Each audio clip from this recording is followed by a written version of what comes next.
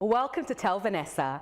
Each and every week we cover an interesting topical debate, highlight a community issue or business, and then you tell me your dilemmas. Then we finish with some good music. So for the next 30 minutes, sit back, relax and enjoy. Tell Vanessa.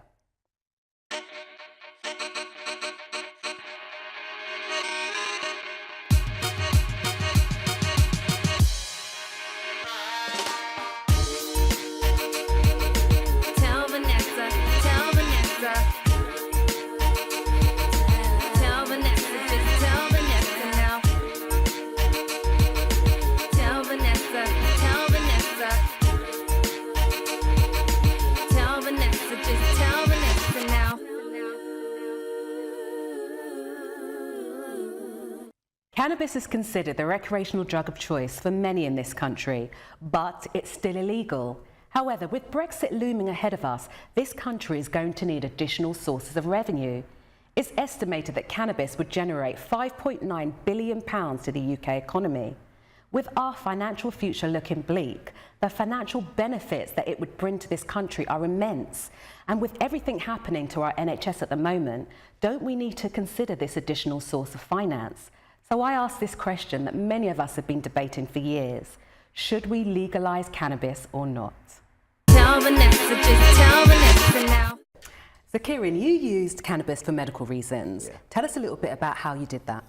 When in 2015 I got diagnosed with leukemia, I had chemotherapy for 7 months, and then in 2016 I relapsed, in which case I had to have chemotherapy, radiotherapy, then a transplant. That went perfectly well. In June the 3rd I was perfectly grafted. But the post effects of having all that treatment meant that my skin was irritated, it was red, I had hives all over my skin. So the doctors gave me a steroid cream to help with my skin. It didn't work. So we looked for other methods in which we could actually deal with the matter. At which point we turned to cannabis oil because that's all that kept popping up on the internet. And did you think it worked? I can genuinely say it worked because, as you can see, my arms worked, but I only used it for about 2 months. And how did you use it? How did you take it? We sourced cannabis, we got someone to make it into oil for us. And simply we just take half a rice grain, because too much would make you hallucinate, and then you just take it before you sleep. So, sorry, when you say take it, you mean orally? Yeah, just you squirt half the paste on a rice grain of paste on your finger and just put it in your mouth, and then you just take it with water or something. And you actually can say that those effects helped with your skin? I genuinely have to give it credit, as I wasn't pro-cannabis prior to my treatment. And because I've had something to base it upon, I had the steroid cream, it didn't work. I had the cannabis oil and it did work. I can't really say anything bad about it in terms of... How do you know it wasn't mind over matter, that you believed something was going to work, so it did? The only way I could answer that is if that was the case, then me believing that the cancer would have fixed itself in 2015 mean I wouldn't have had cancer twice. So there's things that you can only explain by working on a problem, and I feel like when we actually took the oil, there was a significant change that it wasn't just me thinking about it, it actually did something. So Dr. Niall Campbell, you've just heard Kierran's talk about the medical benefits. Can then the medical benefits outweigh any risks of cannabis? Well, it's fantastic to hear your story, Kierran. I'm so glad that you're in remission and feeling better. It's a great story. Now, I'm a psychiatrist, not an oncologist. I'm not an expert in this area. But as I understand it, the studies so far suggest that there's not a direct toxic effect of cannabis on cancer, but rather it's the relaxation, it's the painkiller, it's the sleep, assisting sleep, which is a good thing. Okay. So there may be a small group of patients with cancers that are helped with cannabis oil orally, as Kierran's explained it. The problem in this country is people smoking it with tobacco and smoking it and becoming mentally ill and becoming addicted. That's the trouble. So is cannabis more addictive than, say, crack cocaine, heroin, even alcohol? On a scale of addiction, opiates like heroin and cocaine are probably more addictive. But it is addictive. There's a myth around that it's not addictive. It is. And what we mean by addictive is that people, not everybody gets addicted, but those that get addicted to it, that the consequences of using it outweigh the benefits. So it's costing you more money. It's affecting your mental health, your physical health, your work health, relationship health, and financial health. So people are smoking weed instead of doing other things in their life, and that's the problem in this country. So is it dependent upon age? Can you be more addicted, say, for example, the younger you are? When you start younger, the more addicted you're going to get and the more problems you're going to get. We see kids that start smoking 12, 13, and the mental health problems are already starting in their teenage years. And by the time they get to 18, the chances of getting a psychosis are 5, 10, 15 times what they used to be, depending on how much they smoke. Because the cannabis is stronger, unlike the cannabis in the 60s that the old timers going about, the long-haired freaky people tell us how, you know, it wasn't great, smoking pot and all that. But this stuff has been genetically engineered to be much, much stronger. It's much, much more toxic. And it's interesting that Kierran said if he took too much of the more than a rice grain, he's starting to hallucinate. That's the problem. So what about parents? Do you think that they're in denial? Because you'll hear a lot of people say things like, you know, when I was younger, I smoked cannabis and I was fine. As people in recovery say, denial's not a river in Egypt. Okay. They're in denial. They don't see it. The kids are doing this sneakily. They want to say it's okay. They're smoking a bit of spliff. They want to get away with it. They are in denial. It's a huge problem, and it's going to bite them later on in life.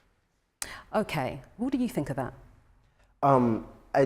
Socially, recreationally, I would never just go out of my way just to smoke it. I've never bought it for any other reason than medical use. I have family that smoke it and they're perfectly fine. I genuinely believe it's about the age at which you are introduced to it, as you say, because when your brain's still developing as a teenager, I do believe it can impact you, especially when you're irrational, you're growing, so forth and so on. But as someone who was taking it for simply medical reasons, the end goal was simply to get better and come off it. So I feel like it's a mental decision, and you have to know why you're actually taking it. Some people just take it for the fun of it, and that's where I feel the problem is. But you were taking it for reasons for treating your cancer. Exactly. But what about synthetic then cannabis? What about the addiction levels for that? Well, they're even worse, and they've not been studied. The stuff that you get in the silver packet, which is Spice 4, 5, 6, whatever it is, they've no idea what's in there. But we do know that the synthetic stuff is even stronger and even causes more mental illnesses, and that's the last thing we need in this country. So do you think that we should be legalising cannabis? I think if you legalise it, I mean, it's different. If you want to legalise it and if it works for certain cancers, that's a different matter and it's medically prescribed. But if you legalise it, more people are going to be on it. They're going to start younger because it's legal. Say, oh, okay, I'll try some of that, and you're going to get more mental health problems. It's going to be a disaster. What about you, Kierran? I agree to an extent. I feel the more something is used, the more people are watching it, the more people that would then take up the cause to do better research about the product. I feel like it's not necessarily on people's agenda to research. I feel like if more people then decide to actually partake in it, it would force people to put more money towards to see if it can be used for better things, rather than, especially if it causes problems as well. So thank you both for coming in. Thank you, Vanessa. Welcome. Earlier we spoke to Sir Robin Murray about cannabis and psychosis. So thank you for inviting me into your home, Robin. Pleasure. So the Independent Drug Unit have actually said that there's 2.7 million potential cannabis users in the UK, and a high percentage of those use it for recreational purposes. How dangerous is cannabis? Cannabis is rather similar to alcohol, and we all know that if you use alcohol moderately, you don't come into any harm. But if you take a bottle of vodka a day, then you're likely to run into problems. And cannabis is a bit like that. If you have an occasional joint, you don't come to any harm. But if you take five joints a day, then you're quite likely to run into problems. You've done a lot of research into cannabis and psychosis. Is there a link? Yes, about a quarter of the people who we see in South London with psychosis, hearing voices, deluded, these are people who would not otherwise have gone psychotic if they hadn't been using skunk particularly. So is there a particular age that people develop psychosis? Yes, so psychosis is a young person's illness. I'm very unlikely to develop psychosis. It's between about 15 and early 30s. The Medical Marijuana Foundation actually said that cannabis can be used to unmask an already budding psychosis in people. Is that true? Well, people who have a susceptibility, maybe they have a family history of psychosis, they're especially likely to go psychotic if they take high potency cannabis. But lots of people who would otherwise be fine, would never go psychotic, can go psychotic without having such a predisposition. So are there different strains of cannabis Like, a lot of people say that skunk, for example, is more potent than actual marijuana and hash. Is that true? Yes, that's true. So if you go back to traditional days when people smoked hash resin, then there was about 3%, 3 or 4% of the critical ingredient THC in that. Nowadays, you can hardly get hash, but a skunk would have about 16% of THC in it. So why then do the general public think that cannabis is generally harmless? Well, there's been no education about it. So everybody gets some education about smoking, even though about obesity and about alcohol, zilch about cannabis. So reasonably, people don't know what risks they're running. So do you think that cannabis should be legalised? I think it should be legalised in America, and we see how they get on. Why do you say that? Well, nobody has the foggiest clue what will happen when cannabis is legalised, if and when it's legalised. I mean, certainly I think it should be decriminalised, but we just don't know what will happen. For example, in some of the states where cannabis has been already legalised, it's become especially more potent and consumption has gone up. But it could also be possible to have legalisation with a lot of education and actually persuade people to smoke the less potent stuff. Thank you for seeing me today. Thank you. So should cannabis be legalised? Well, there are compelling arguments for both, but we need to be mindful of the link between cannabis and psychosis, especially among our young. But for me, some of the medical benefits outweigh some of the other arguments, and my financial boost it will give to our economy will be amazing. But with the ever potent strains of cannabis and legal highs, such as spice, coming onto the market, maybe we need to pause, because not all cannabis is the same, and until this is widely understood by all, maybe we are not quite ready yet for legalisation. Tell Vanessa, just tell Vanessa now.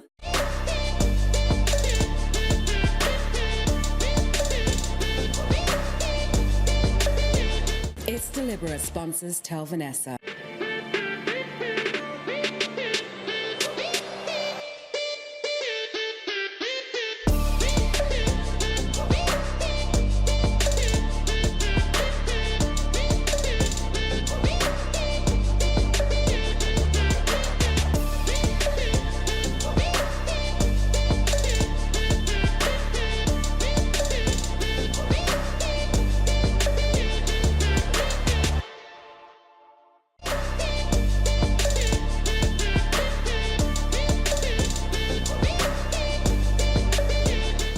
Deliberate sponsors Tell Vanessa. Tell Vanessa, just tell Vanessa now. My next guest is Anthony Anaxagorou. He's an award-winning poet, a publisher, a short story writer, and a poetry educator. Hello, Anthony. Hi. So before we start, let's show the world why you're the best at what you do. Take the floor. I ask if I could fit my entire past into your ears. Would there be enough space in your blood to handle what they did to me? Is your heart ready now? Two lovers bounce a kiss off the space between their lips. The future is a worn-out promise. A fatigued pigeon pushes the broken edge of sky. Newspaper grey dribbles down another hour. Stabbing in fight of lost ground, hooded youth worn by locust and wasp. Alive to be bullet shot dead, black gun, white fist, silver badge of fire and force, skin, the colour of wrong. Graveyards become bedrooms where the young lay their heads down to dream. In open spirit, the prison of earth melts into stars. The sweet and unloved hang like lavaliers around the neck of a tree older than thought. We could list them all like door numbers. We could list them all like genocide, but we won't. Wow, that piece was moving, it was deep. You managed to encapsulate in that piece of poetry everything that's happening at the moment. You talked about xenophobia, about the plight of refugees, about the black man, what's happening with him in America and the UK. How did you get the inspiration to pull all that together?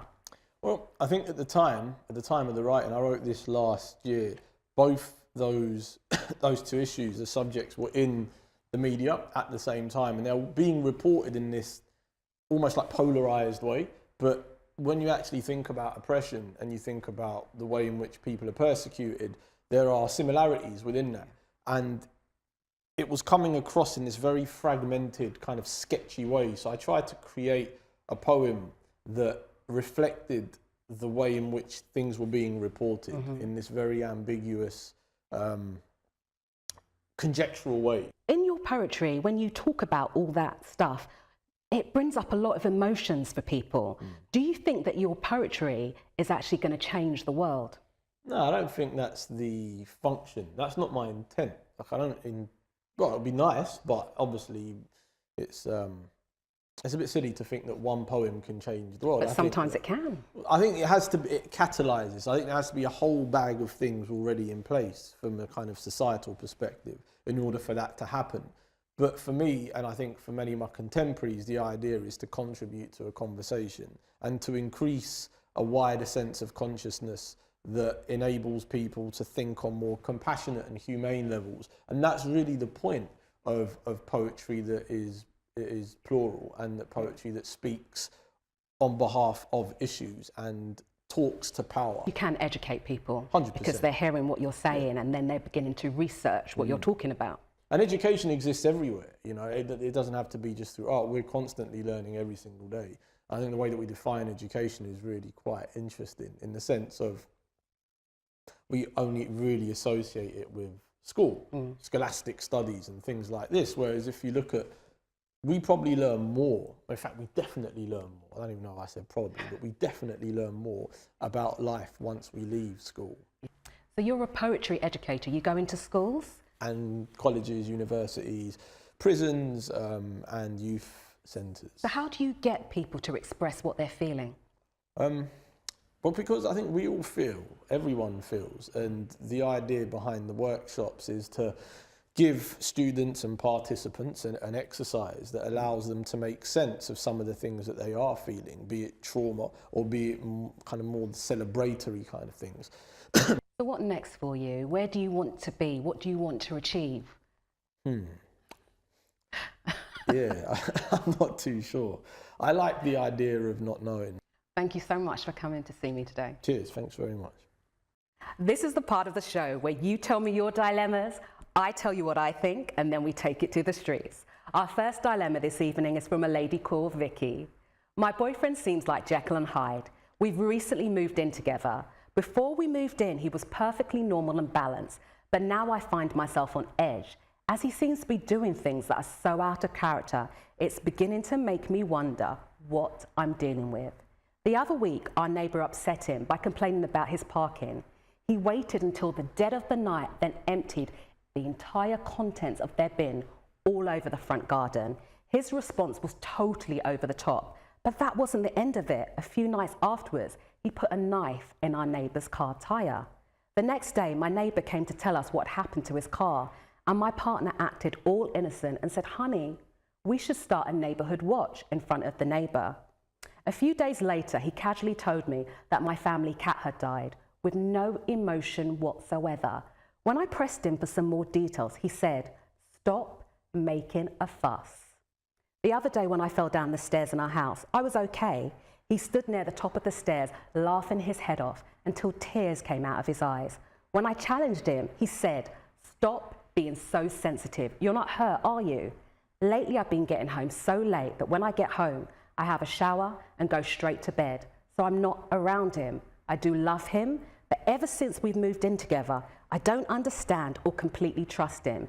In fact, I feel uneasy. Tell Vanessa, just tell Vanessa now. This sounds like the beginning of a horror movie, but actually it's real life. This guy seems not quite there. If you're feeling uneasy, follow your intuition, girl. It saved me many a time. They say you don't really know a person until you move in together. In this case, it's 100% right. I guess my question to you is, can you live with his irrational, impractical behaviour? It's the neighbour today, tomorrow it's you. To be honest, you know what to do. You just want someone else to tell you. The sensible advice is, talk to him about his behaviour. But if it was me, I would run, run, run. But like I say every week, this is just my advice. Let's hear what they say on the streets.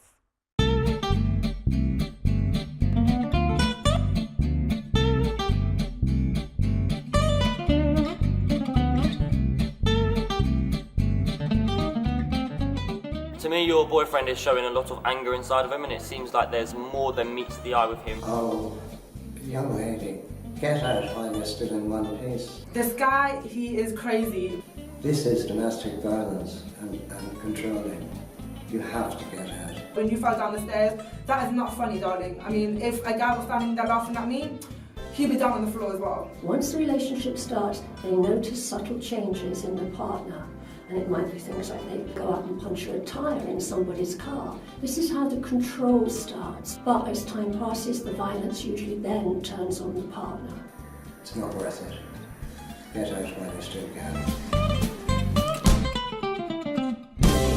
So Vicky, I hope you take our advice, because like I say each week, a problem shared is a problem half. So if you've got a dilemma, email us here at dilemma@tellvanessa.com. So we've come to the end of another great show. I hope you've enjoyed the show as much as we have. I'd like to say thank you to all our guests and thank you for sending in your dilemmas. So now we're going to leave you with a brilliant artist. You may remember him from the first season. We had to bring him back because he's simply just lovely. How would you see me? How would you love me? How would you remember me? Oh, oh. Ooh, that night we rode in Nightingale. I hope the darkness treats you well, 'cause I can hardly sleep at night. We finally thought ourselves to fight. Oh, shut up and shut up, bugs, please keep your hands up. And when you get knocked down, don't forget to stand up.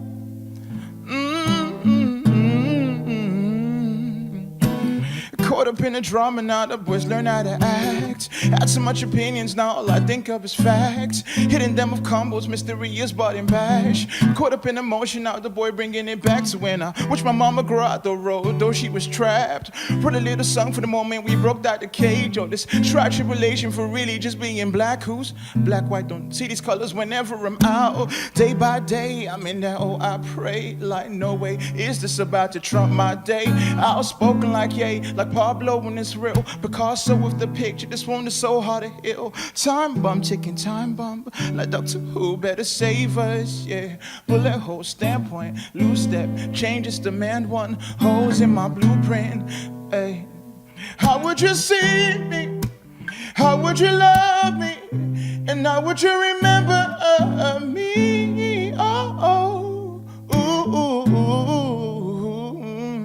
And the night we rode in Nightingale, I hope the darkness treats you well, 'cause I can hardly sleep at night. We finally thought ourselves to fight. Oh, shut up and shut up, bugs, please keep your hands up. And when you get knocked down, don't forget to stand up. Oh, ooh, ooh,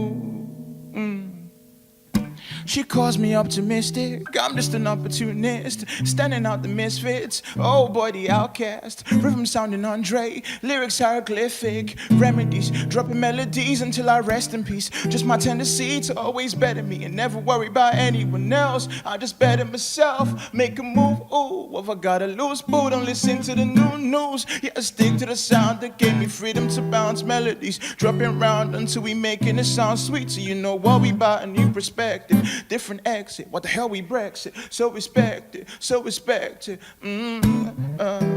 How would you see me? How would you love me? And how would you remember me? Oh,